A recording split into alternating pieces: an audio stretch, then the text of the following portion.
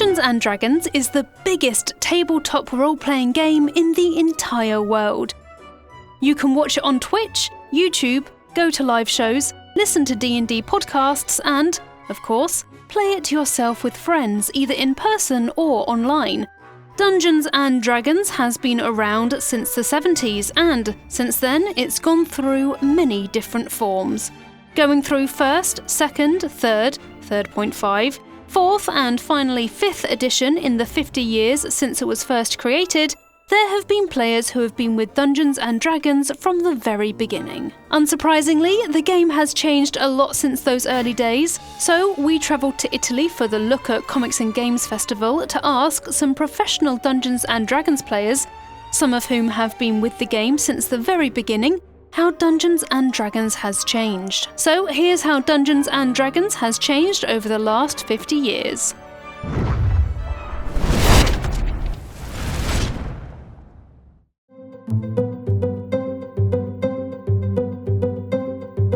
The core game of D&D's changed massively over that time. Since I got into it as a kid, they go through these things called editions. So I began playing with 3rd edition. A lot of people, if you remember games like Baldur's Gate and Neverwinter Nights, they're all based on older editions of the game. So Baldur's Gate was 2nd edition D&D, Neverwinter Nights was 3rd edition D&D, and then it went through a 4th edition D&D, and now we're in 5th edition Dungeons & Dragons. And a lot of has changed, not just in terms of the rules, but the perception of D&D has changed as well. The rules have gone from very in-depth, very maths-heavy. They've become much more simplified over time. There's been influences from video games, there's been influences from other tabletop RPGs that have all been brought in, and it's really in the most easy-to-access format that it's ever been. This is genuinely the best version of D&D to just jump into and start playing. It's very much tailored for bringing in new players, bringing in people that have never DM'd before, and that's really kind of like one of the big changes that they've made. I think D&D has never been more accessible. And 5th edition, particularly the Essentials kit, but 5th edition overall is very, I don't want to say streamlined, but I guess I do mean streamlined. You don't need to know anywhere near the amount of stuff I felt like I needed to have known to play D&D in the past. Like, you need to have an idea of what your character is. You need a set of dice and somebody to point at which one is which. And then, and that's kind of it. As long as you have a dungeon master who's read the books and has a loose grasp of the rules, you're away. The bar of knowledge for entry was never as high as anyone thought it was, but now I think it's the lowest it's been. Yeah, you can get it. It's easy to get now. There's a bit of it where 5e became simpler, because I think when you get into like 4th edition or got close to 4th edition, there was a bit of chasing video games, I think, that was happening, and I think things got really complex to the point where the average person off the street or the curious person off the street was never going to be able to step into that. And I think 5th edition is maybe the biggest reason why there's such a surge in popularity. The creators at Wizards came up with a system that was easier and more fun and more accessible to people. So like the game that I run at home is predominantly people who took a 20-some year hiatus off of playing and then came back to it years later because the rules were easy enough. And what that also allows for is, I think, more of a role-playing element. Role-playing is more heavy now than there was, let's say, when I was a kid.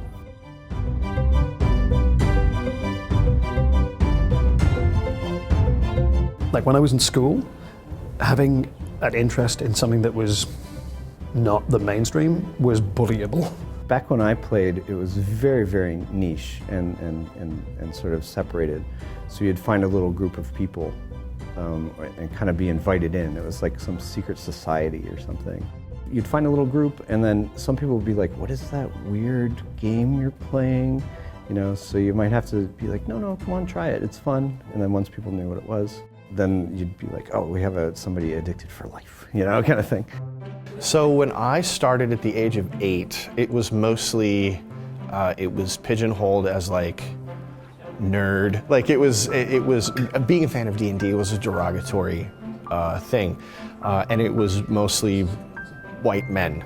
Like that was who played D&D, and that has totally shifted over the last 5-6 years. Where anybody can play and enjoy D&D, and now we see people from all different walks of life and perspectives, kind of bringing their own experience into D&D. I think making the game that much better, because gives us all something that we can kind of learn and enrich ourselves from.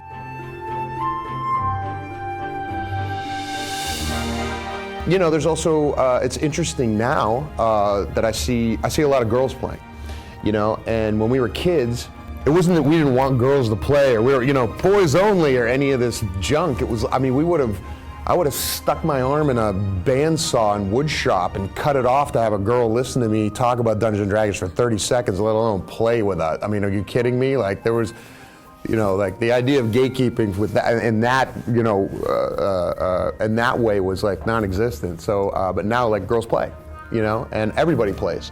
And you know, it's big in Korea, and it's huge in Italy. And that's what's been amazing for me, is to see the spread of the game and also meet people that have been playing as long as I have, but somewhere else. It's not lonely the way it was when I was a kid. There's all of these other weirdos like me who love it, and I know who they all are because of the internet. So it's really fun. The other thing regarding the game itself is, as we said earlier, about more people with more different cultural and personal experiences entering the game, is growing our products in a way that we can reflect that. So if we want to have you know, different cultural settings that are made by people who understand and are part of that cultural experience, it's not like, I'm a white guy and I'm going to take and internalize and then out these things for people to experience. It's just people who actually understand it and then can help people like me enjoy that, because I think that's enormously important. Like when you look at kind of the bigotry and whatnot that is occurring this day and age, the ability to experience those other kind of cultural points is a way to kind of break down ignorance and help enhance understanding. I think D&D could be a part of that.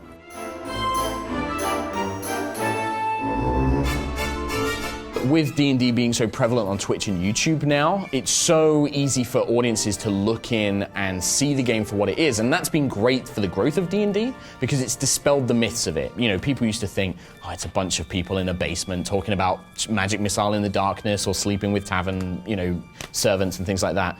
And we've dispelled a lot of that myths. But like now, I think because social media, particularly Facebook, but also Twitter and Instagram and whatnot, all the stuff that you do is just there. People are way more open about it.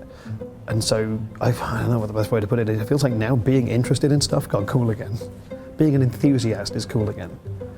And as a result, enthusiasm is infectious. So like more people are getting into D&D or getting back into D&D and bringing friends with them. You know, in recent years, I think one of the biggest things is being able to watch a game on YouTube or Twitch and see how people actually play kind of takes that like weird mystique out of it, or negative mystique, I guess, out of it. And people are just like, oh, I see what it is. It's just a bunch of friends making up a story and they're having fun.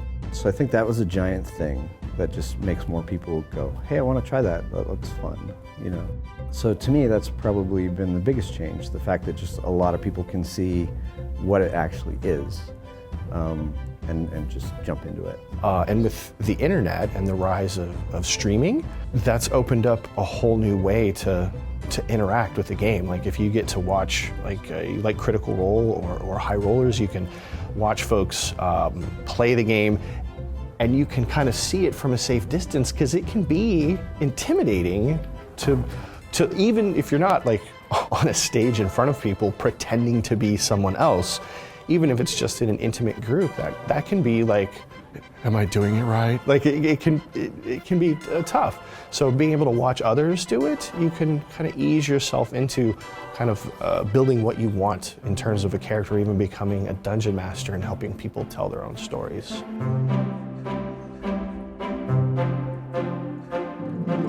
So my generation, we grew up, our influences were Conan. It was like, pillage, burn, destroy, take over, conquer the world. That's how we played. That was what every player wanted to do. You just wanted to level up.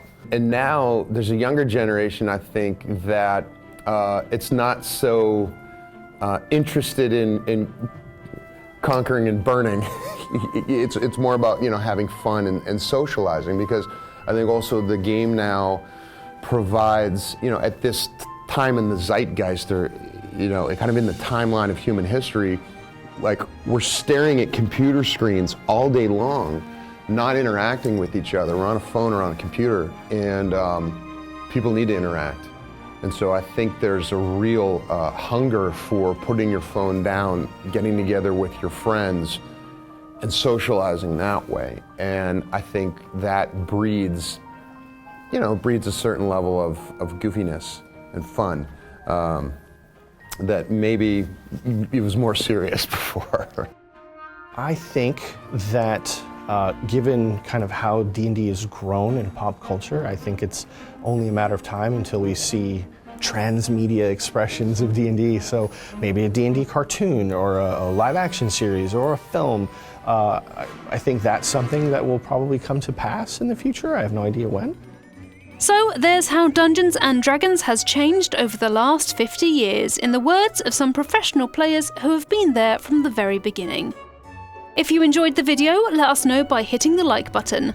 Subscribe to Eurogamer for more videos about the wonderful world of Dungeons & Dragons and also video games.